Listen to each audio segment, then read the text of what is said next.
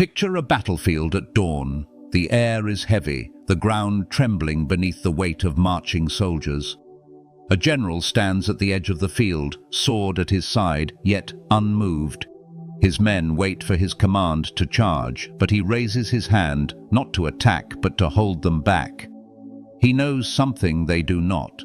The greatest victory does not come from the clash of steel or the spilling of blood. It comes from choosing not to fight at all. Marcus Aurelius once wrote, "The best revenge is not to be like your enemy." What if this was the truest form of victory? Not defeating others by force, but defeating them by mastering yourself. What if the real battlefield is not out there against an enemy, but within your own mind, against anger, pride, and fear? Today we chase wars in silence, battles with critics, rivals at work, toxic people in our lives, or even our own restless thoughts. But Stoicism whispers an ancient truth. The art of victory is subtle, quiet, invisible to most. The question is, can you learn to win without war and conquer without ever lifting a sword? In our modern world, enemies rarely come dressed in armor or with weapons drawn. More often they arrive disguised as everyday challenges, a colleague who undermines us at work, a friend who betrays our trust, a stranger who lashes out online, or the inner critic that never seems to rest. These battles are quieter, but no less consuming. We find ourselves drained by conflict, resentful of others' words, or trapped in endless cycles of reaction and regret. The truth is, many of us are at war every single day, not on open fields, but in offices, living rooms, and in the depths of our own minds. The Stoics understood this well. They lived in turbulent times. Wars, political plots, exile, and persecution were constant threats. Yet their writings reveal something extraordinary. Peace was possible even in chaos. They taught that true strength is not found in conquering nations, but in conquering the self. Seneca reminded us that he who conquers himself is the mightiest warrior. These words echo through time because the nature of our struggles has not changed, only their form. Think about the world we live in now. We scroll through endless streams of criticism and comparison. We face pressure to respond instantly, to defend ourselves, to prove our worth. But the Stoic path offers another way.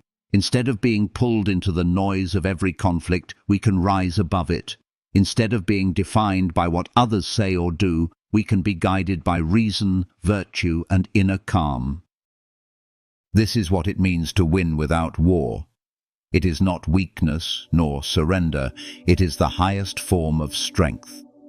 To remain unshaken when provoked, to choose silence when insulted, to focus on what is within your control when the world tempts you to fight battles that don't matter.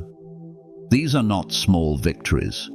They are silent, invisible triumphs that reshape who you are and how you live.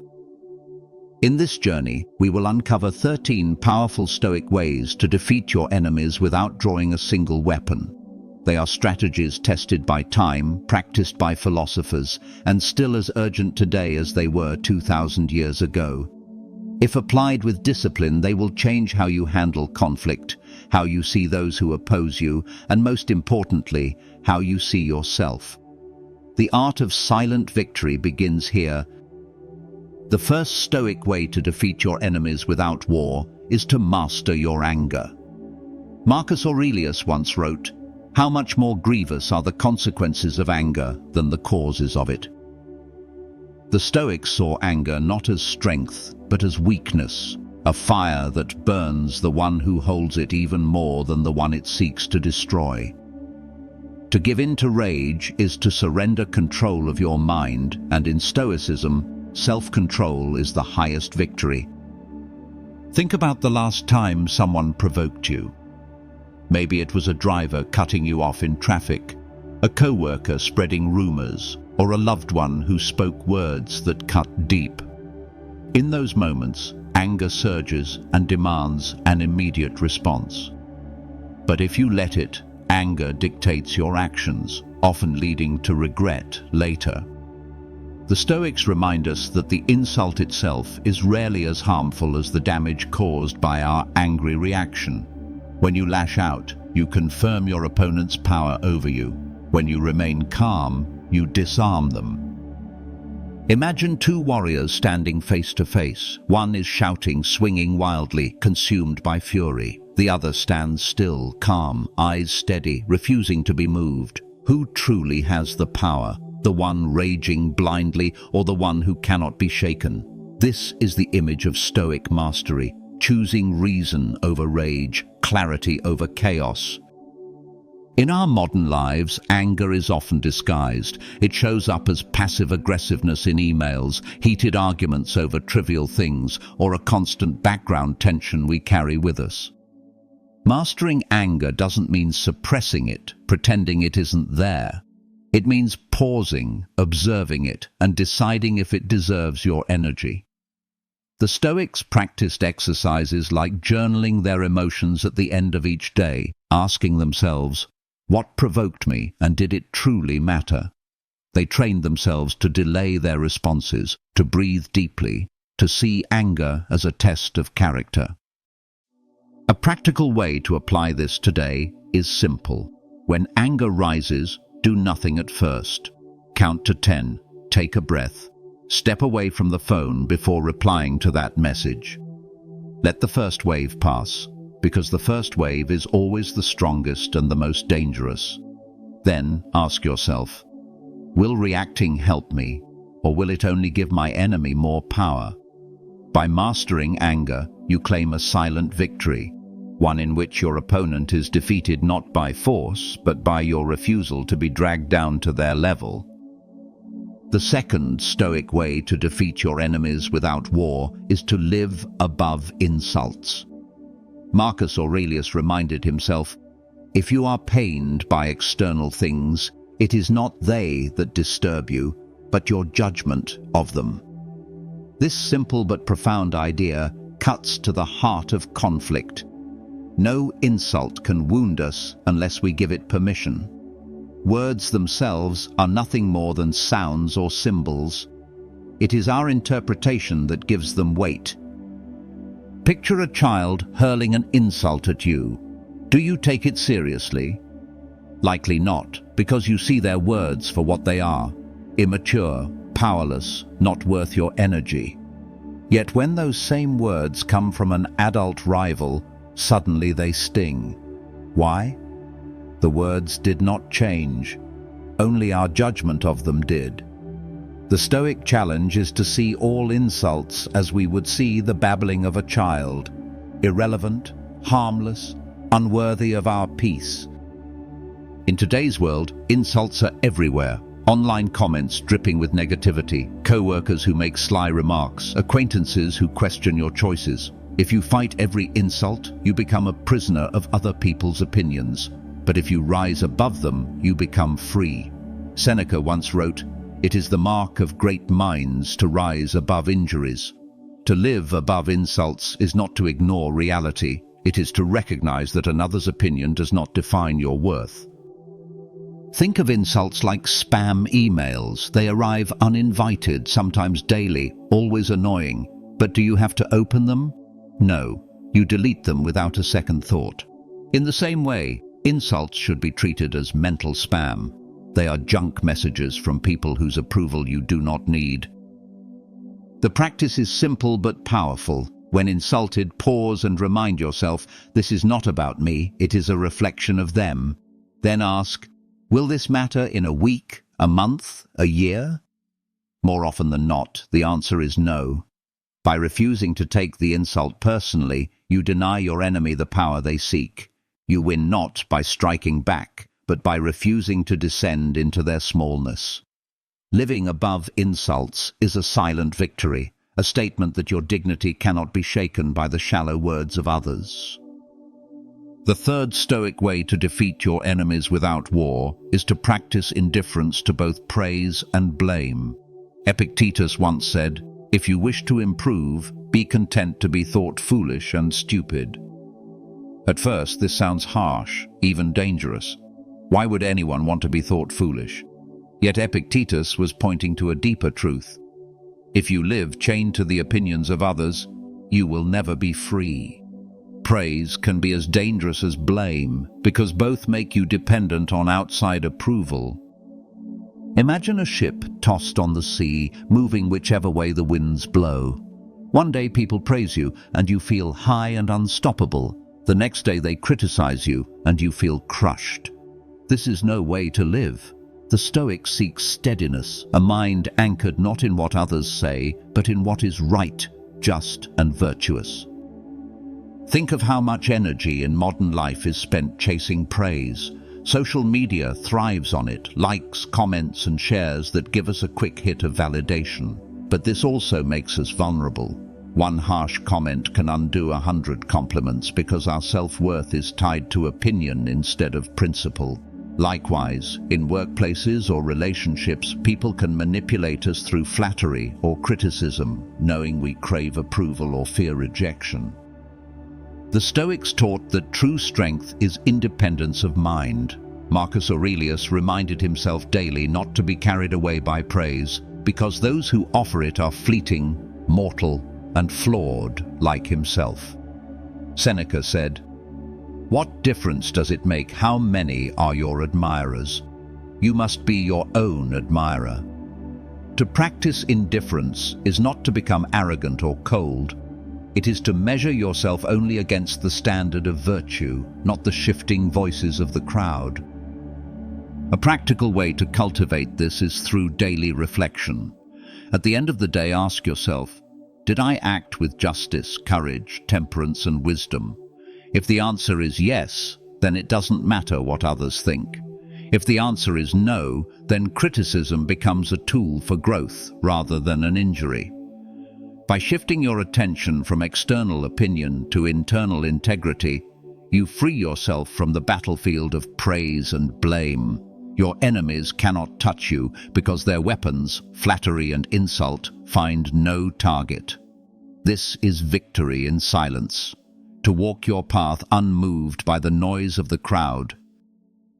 The fourth Stoic way to defeat your enemies without war is to conquer through example. Marcus Aurelius wrote, "Waste no more time arguing what a good man should be. Be one." Arguments, defenses, and debates may win applause for a moment, but they rarely change hearts. Living with integrity, however, silences critics without a single word. People may attack your reputation, but they cannot erase the evidence of a life lived with honor. Consider the power of quiet strength. A leader who treats everyone with fairness and consistency will inspire more loyalty than one who constantly defends his own authority. A parent who models patience and kindness will teach more than lectures ever could. In the same way, you defeat your enemies by refusing to stoop to their level, and instead, standing as a living embodiment of the virtues they lack. When someone expects retaliation and instead sees dignity, their power begins to fade. In modern life, think of the workplace. A colleague might spread rumors, hoping to draw you into conflict. If you respond with bitterness, you confirm their story. But if you continue to work diligently, treat others respectfully, and maintain your composure, the truth reveals itself over time. Actions, repeated consistently, build a reputation that no words can destroy. Seneca advised, "Live among men as if God beheld you. Speak with God as if men were listening." This was not a call to perfection, but to integrity. To live so transparently that no secret attack could undermine your character. Your example becomes a shield, and in time, even those who oppose you cannot help but respect it. A practical exercise is to choose one virtue each week, justice, courage, temperance, or wisdom, and practice it so consistently that others notice without you needing to announce it. Instead of arguing about fairness, be fair. Instead of preaching patience, be patient. Over time, your life becomes your argument, and no enemy can refute it. To conquer through example is to win, not by overpowering others, but by becoming undeniable proof of what true strength looks like. This victory is silent, but its echoes last longer than any spoken defense. The fifth Stoic way to defeat your enemies without war is to control only what you can. Epictetus taught, "Make the best use of what is in your power and take the rest as it happens." This is perhaps the most liberating lesson the Stoics ever gave, because it strips conflict of its power. Much of what drives us into battle, arguments, resentment, even revenge, comes from trying to control things that are not ours to command. When we finally accept that only our thoughts, choices, and actions are within our domain, our enemies lose their grip on us. Think of a workplace filled with gossip. People whisper, speculate, and spread falsehoods. If you spend your energy chasing down every rumor, correcting every lie, you will exhaust yourself in a war that never ends. But if you focus instead on your own conduct, your work, your integrity, your consistency, then in time the noise fades. The rumors will eventually clash with the evidence of your character, and those who matter will see the truth. Marcus Aurelius constantly reminded himself of this discipline. He faced betrayal, slander, and political intrigue, yet he wrote, "You have power over your mind, not outside events. Realize this, and you will find strength." In that single thought lies the key to silent victory. No matter what others say or do, they cannot control how you think, how you respond, or what principles you choose to live by. That is your fortress, your inner citadel. A modern metaphor might be the weather. You cannot control the storms, but you can choose whether to bring an umbrella, whether to complain endlessly, or whether to walk calmly through the rain. Your enemies may try to darken your skies with their words or actions, but you hold the choice of how you endure. A simple daily practice is to draw 2 circles on paper. In one, write what is within your control, your thoughts, your choices, your habits. In the other, write what is not, others' opinions, the past, chance events. When faced with conflict, check which circle it belongs to. If it is outside your control, release it. If it is within, act wisely. By mastering this discipline, you waste no energy on what cannot be changed, and you win a quiet victory by refusing to fight battles that were never yours to begin with. The 6th Stoic way to defeat your enemies without war is to respond with silence. Zeno of Citium, the founder of Stoicism, warned, "It is better to trip with the feet than with the tongue." Words once spoken cannot be taken back, and they often do more harm than good when released in anger. Silence, on the other hand, is a weapon few know how to use. It disarms, it confuses, and it protects your dignity in ways no sharp reply ever could. Picture an online quarrel. Someone posts an attack meant to provoke you. The natural impulse is to strike back, to defend yourself, to show the world you are right. But what happens when you respond with silence? The fire they tried to light quickly dies without fuel. Your refusal to engage denies them the satisfaction of victory. This is not weakness, it is control. To say nothing when you could say much requires strength. The Stoics often practiced restraint with their words because they understood that speaking is an action, and every action should be measured against virtue. Seneca advised, "Speech is the mirror of the soul. As a man speaks, so is he." Silence, then, can be a reflection of a calm, unshaken spirit. When your enemy expects a battle of words and finds none, you have already won. In modern life, silence can be a powerful tool in many situations.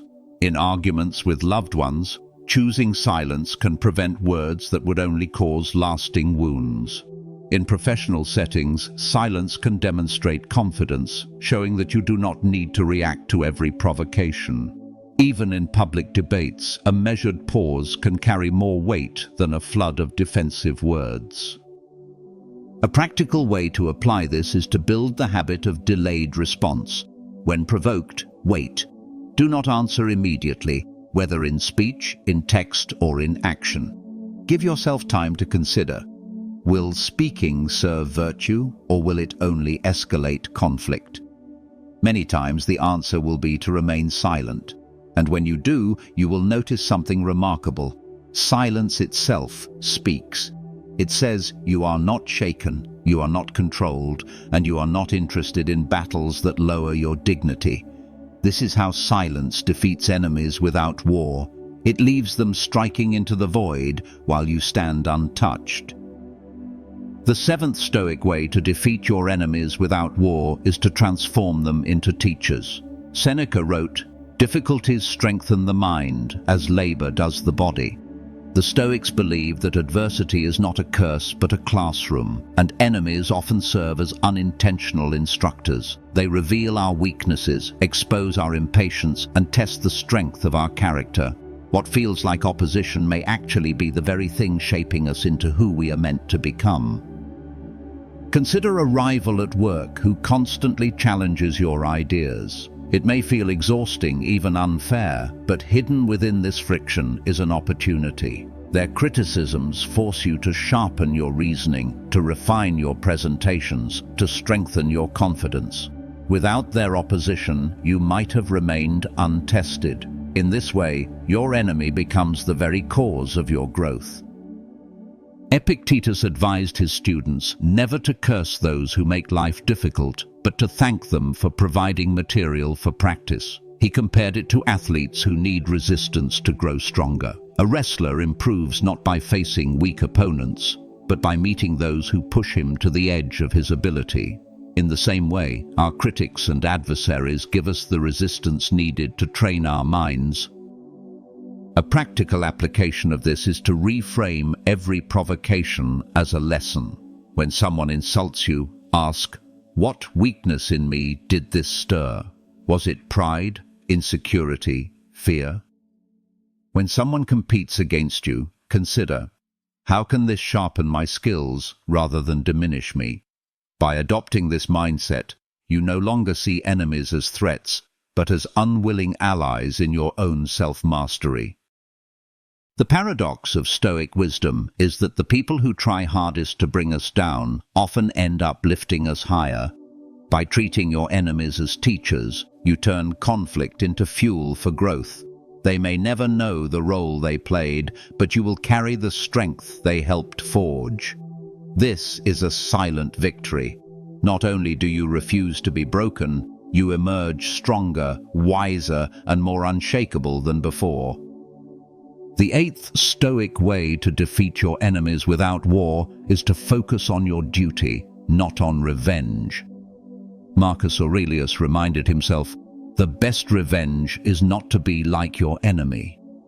Revenge feels tempting because it promises satisfaction, but in truth, it traps us in the same cycle of pettiness and hostility that we despise in others. By seeking revenge, we mirror the very behavior we wish to rise above. The Stoics saw revenge as wasted energy, fuel poured into a fire that only consumes the one holding the torch. Imagine an athlete insulted by a rival before a competition. If he wastes time plotting how to humiliate the rival, his focus shifts from training and performance to bitterness and distraction. But if he ignores the insult and keeps his eyes on his preparation, his victory will be earned not by revenge, but by excellence. This is the Stoic way, to let duty and principle guide you, not emotion. In everyday life, revenge often takes subtle forms. Maybe you ignore a colleague's ideas in a meeting because they once dismissed yours. Maybe you stay distant from a friend because they hurt you, silently hoping they notice your absence. These acts may seem small, but they corrode your character. They make you reactive rather than purposeful. The Stoics urge us to ask, does this action serve my higher purpose, or does it only serve my anger? Seneca advised that the best use of energy is not retaliation but redirection.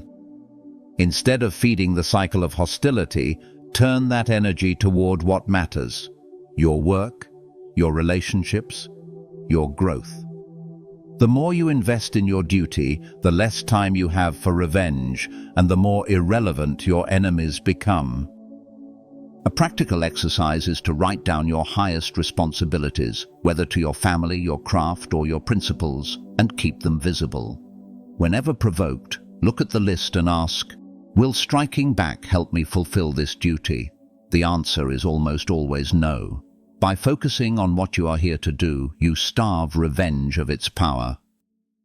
Silent victory comes when you no longer waste effort fighting shadows. You rise above the need to retaliate and instead commit yourself fully to what is noble, useful, and just. Your enemies may rage, but their fury finds no answer in you, only the steady example of a life devoted to something higher. That is how duty defeats hostility without a single blow.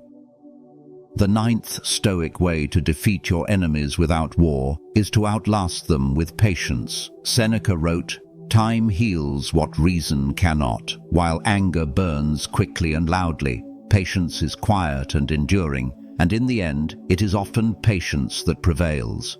Many conflicts dissolve not because they are decisively won, but because one side simply refuses to keep feeding the fire. When you practice patience, you allow time to do what force and argument cannot. You let it wear down hostility until nothing remains.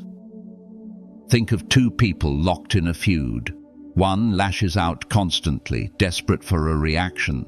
The other remains calm, steady, unshaken. Over weeks and months, the first grows exhausted, their energy drained by their own aggression. The second stands like a rock in the river, letting the current crash against it until the waters pass. Who has truly won?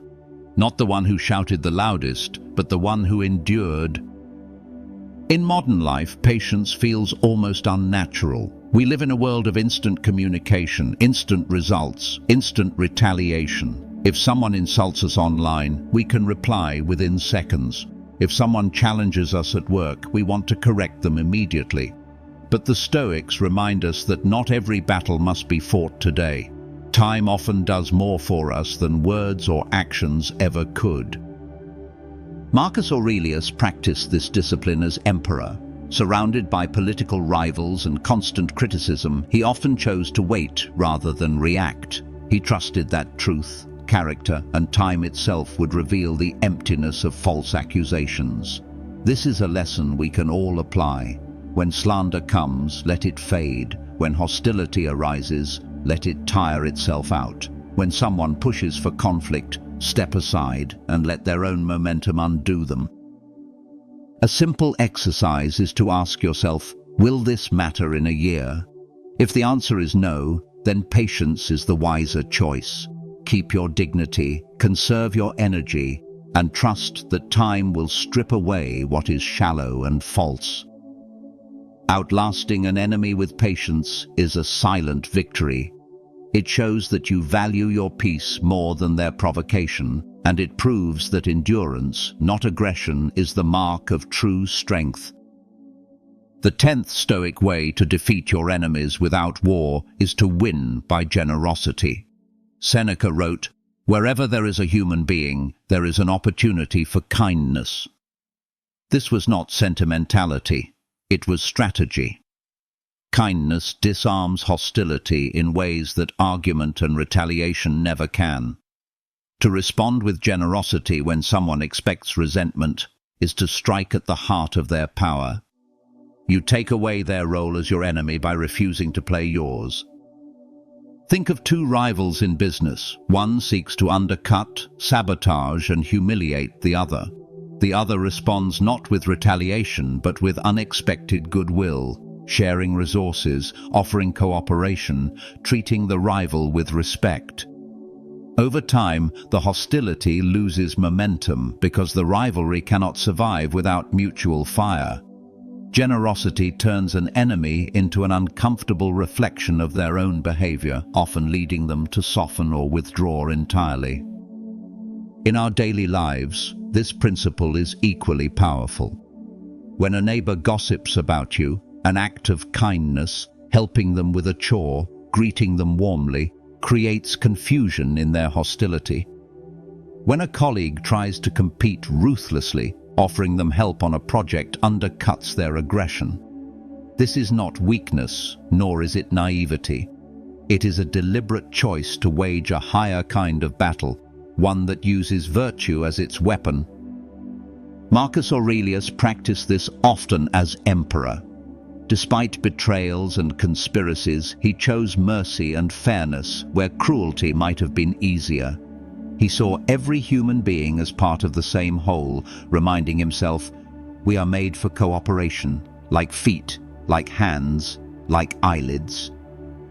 Even when opposed, he sought harmony, and in doing so, he defeated enemies by stripping them of enmity itself. A practical way to cultivate this is to ask, whenever someone wrongs you, what is one act of unexpected generosity I can show them? It does not need to be large. Sometimes a kind word, a small favor, or even a calm smile is enough. These gestures do not excuse injustice, but they deny your enemy the satisfaction of turning you bitter. To win by generosity is to prove that you cannot be made small by someone else's hostility. It is to remind the world that your character is stronger than resentment. In silence and in kindness you rise above, and the enemy who expected a fight is left powerless. This is victory without war, a triumph that transforms not only the conflict but also yourself. The 11th Stoic way to defeat your enemies without war is to guard your inner citadel. Marcus Aurelius wrote, "You have power over your mind, not outside events. Realize this, and you will find strength." The Stoics often spoke of the mind as a fortress, an inner citadel that no enemy could breach unless we opened the gates ourselves. To guard this fortress is to protect your peace from intrusion, no matter how fierce the attacks from outside. Enemies often win not by harming us directly, but by disturbing our thoughts. They provoke us, hoping we will abandon reason and hand them control. When we react with anger, fear, or despair, we let them step inside the citadel. But if we remain watchful, if we defend the mind with discipline and awareness, they cannot touch us. They may insult, threaten, or plot, but their power ends at the walls of our judgment. History offers countless examples of this resilience. Prisoners of war, stripped of freedom, still found dignity in guarding their inner thoughts. Epictetus himself was once a slave, beaten and humiliated, yet he reminded his students that no master could chain his mind. "Lameness is an impediment to the leg," he said, "but not to the will." The citadel remained untouched. In our own lives, the battle is quieter, but no less important. A critical remark can ruin an entire day if we allow it to occupy our thoughts. A petty slight can grow into resentment if we let it live in our minds. Guarding the inner citadel means deciding what enters, what is allowed to dwell there, and what must be turned away. Not every arrow deserves to pierce the walls. A practical way to build this fortress is through daily meditation or reflection. Begin each morning by reminding yourself, "Today I will meet people who are harsh, selfish, or ungrateful, but none of this can harm my mind unless I let it." Throughout the day, when provoked, imagine the citadel walls rising around your thoughts, unshaken by the noise outside. Ask yourself, is this worth letting inside? More often than not, the answer will be no. By guarding your inner citadel, you ensure that no enemy can rule you.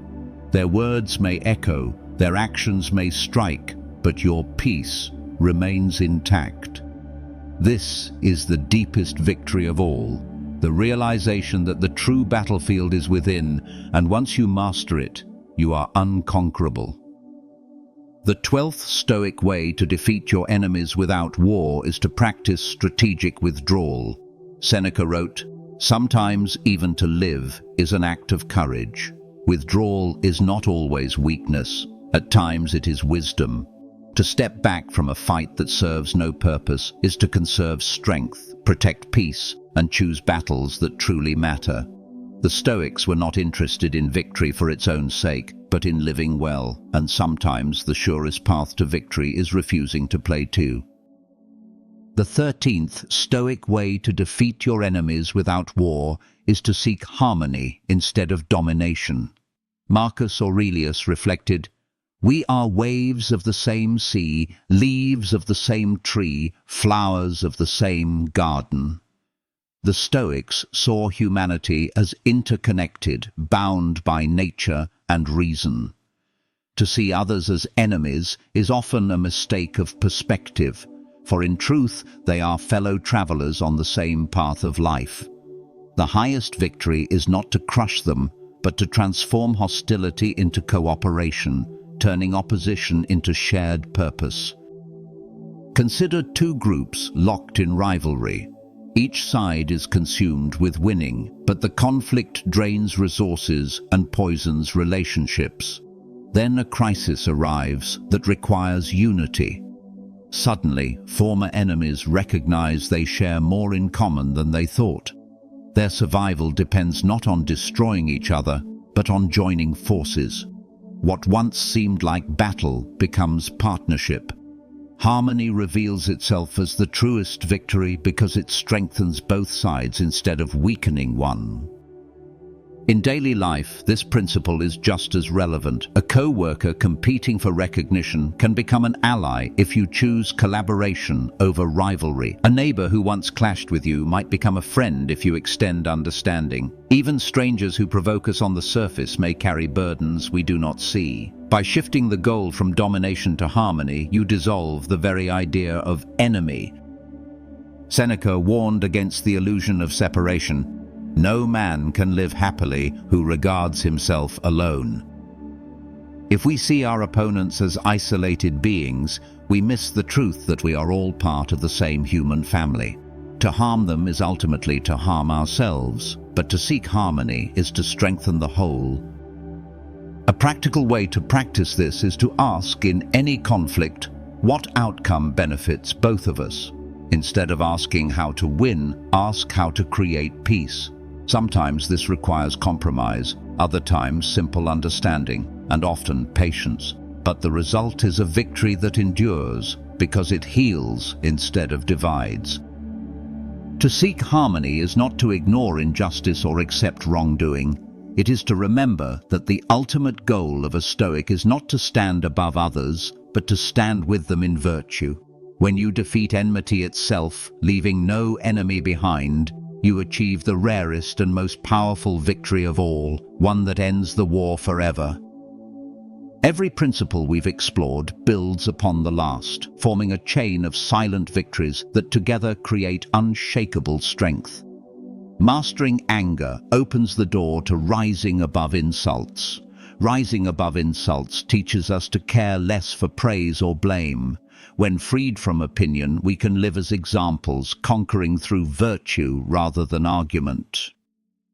And if example is not enough, the Stoics remind us to return to what is within our control. By focusing on our own actions and guarding our speech with silence, we rob conflict of its fuel. When we reframe enemies as teachers, even hostility becomes material for growth, transforming wounds into lessons. From there, the path bends toward higher purpose. Duty replaces revenge, patience outlasts hostility, and generosity disarms those who expect retaliation. The battlefield shifts from struggle to service, from pride to principle. Then comes the heart of resilience, guarding the inner citadel so no attack can breach the fortress of the mind. When wisdom demands, we withdraw strategically, conserving strength rather than wasting it. And finally, the Stoic crown, seeking harmony, where the very idea of enemy dissolves, and we find unity in the larger human family. Each step is connected, each victory silent, each principle a reminder that real power is not in crushing others but in mastering the self. The journey is not about learning how to fight better. It is about learning how not to fight at all, while still triumphing in ways that matter most.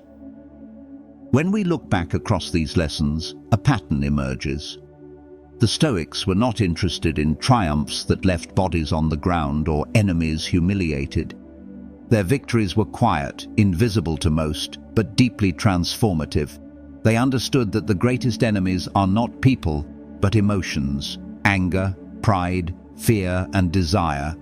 To master these is to win battles more significant than any fought with weapons. Think of what silent victory truly means. It means refusing to be pulled into the chaos of conflict. It means walking through the storms of insult, envy, and opposition with your dignity intact. It means outlasting those who would harm you by being patient, generous, and unshakable. These are victories that no one can take from you because they are not dependent on outside circumstances. They happen within. Marcus Aurelius, ruling an empire filled with intrigue and betrayal, still wrote to himself daily reminders to stay calm, to choose virtue, to act with justice. He was one of the most powerful men in the world, yet he saw power not in domination, but in self-control. Seneca, facing exile and political danger, turned his hardships into teachings that continue to shape lives today. Epictetus, once a slave, proved that no chains could bind the mind of a free man. Their lives echo with the same truth. Victory without war is possible, and it is the highest kind of victory. For us, the battles are smaller, but no less consuming. They happen in traffic jams, in offices, in families, and on glowing screens. Each day presents us with chances to fight or to rise above.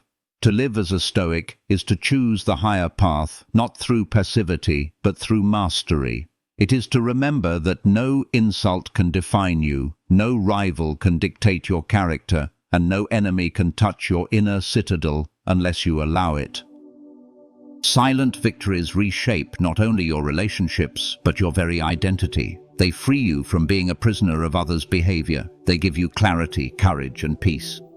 And in the end, they reveal what the Stoics always knew. The strongest warrior is not the one who conquers others, but the one who conquers himself. Now the challenge is yours. Think of the conflicts in your life, the rivals, the critics, the people who drain your energy. Ask yourself honestly, which of these battles are worth fighting, and which can be won silently, without lifting a hand or raising your voice? The Stoics would tell you that the greatest victories come not from defeating others, but from defeating the impulse to descend to their level. Take time to journal tonight. Write down one person or situation that feels like an enemy to you. Then ask, which of the 13 Stoic ways can I apply here? Is it mastering anger, living above insults, or guarding my inner citadel? The answer will guide you toward a victory that leaves you stronger, calmer, and untouchable. If this message speaks to you, let it not end here. Continue practicing, reflecting, and sharing this wisdom with others. Every silent victory you achieve makes the world quieter, calmer, and more just. Subscribe if you wish to keep walking this path of timeless Stoic lessons. But more importantly, live them.